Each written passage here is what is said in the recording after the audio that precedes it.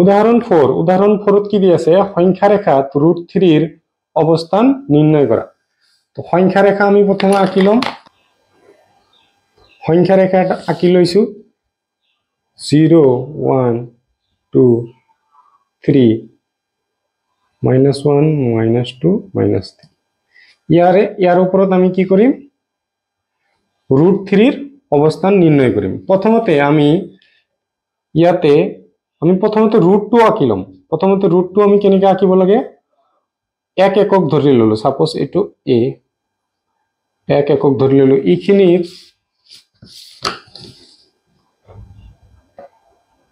2 centimetre আছে, 2 centimetre আমি ইয়াৰ ওপৰত আঁকিলাম,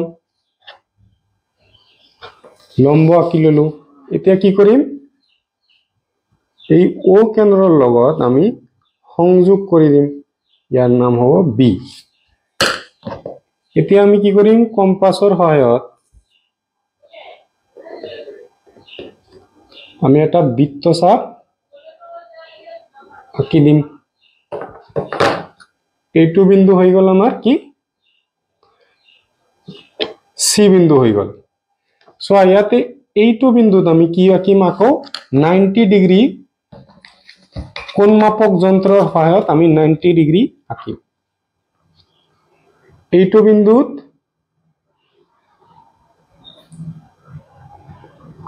সো এইটো লাইনৰ ওপৰত আমি এইটো বহাইছো, বহাই আমি 90 ডিগ্ৰী কোণ অঙ্কন কৰিম। কত বহাব লাগিব এই 90 ডিগ্ৰী আছে ইয়াতে, হল ইয়াতে আমাৰ 90 ডিগ্ৰী। তো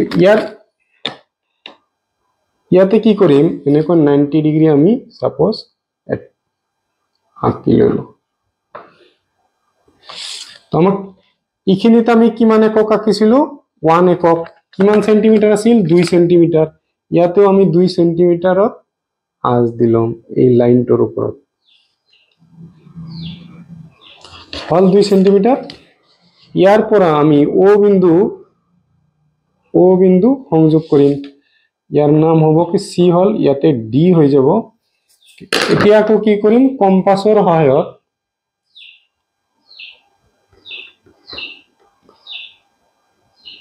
সহায়ত আমি এনেকৈ আঁচ দিলাম। ইয়াতে আমাৰ সাপোজ নাম দি দিলো E। তো আমাৰ এইখিনি হৈ যাব কি √3, এইটো হৈ যাব √3। সো ইয়াতে এইটো কি হ'ব √2 আৰু এইটো হল 1 একক। এতিয়া আমি লিখিম কেনেকে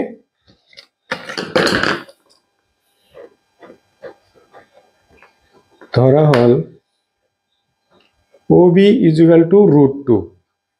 চিত্ৰৰ পৰা লিখিব পাৰা, চিত্ৰৰ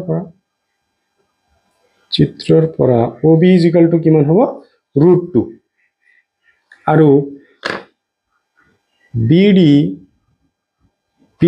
পাৰপেন্ডিকুলাৰ কাৰ ওপৰত পাৰপেন্ডিকুলাৰ OB ৰ ওপৰত, আৰু BD কিমান হয় 1 একক হল। এতিয়া BD 1 একক হৈ গল। এতিয়া আমি কি কৰিম ত্ৰিভুজ লম OBD ৰ পৰা, ত্ৰিভুজ OBD ৰ পৰা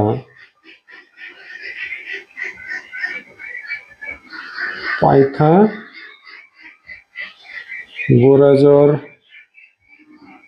সূত্ৰ মতে কি হ'ব আমাৰ পাইথাগোৰাছৰ সূত্ৰ কি আছিল কৰ্ণ স্কয়াৰ = লম্ব স্কয়াৰ প্লাস ভূমি স্কয়াৰ।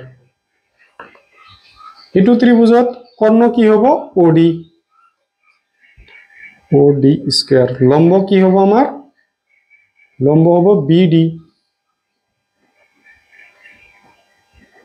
প্লাস ভূমি কি হৈ যাব BD স্কয়ার, ভূমি কি আছে আমাৰ OB, ভূমি আছে OB, ইয়াৰ স্কয়াৰ মান বহাই দিম আমি। OD ৰ মান আমাৰ নাই, BD মানে কিমান দিয়া আছে 1 আৰু OB মানে কিমান দিয়া আছে √2। সো আমি স্কয়াৰ আৰু √2 ক্যান্সেল দিব পাৰো। OD 1 স্কয়ার মানে কি 1 × 1 1 × 1 কিমান হ'ব 1 আৰু 2 আহি গ'ল আমাৰ এতিয়া চোৱা OD স্কয়াৰ আছে স্কয়াৰ ৰাখি দিলো কিমান হ'ব 3 1 + 2 কৰিলে OD = কি হ'ব √3 স্কয়াৰ থাকিলে √, ভিডিওটো চাই যদি ভাল পাইছা তেনেহলে এটা লাইক কৰি দিবা আৰু চেনেলটোত নতুন হলে চেনেলটো সাবস্ক্ৰাইব কৰি দিবা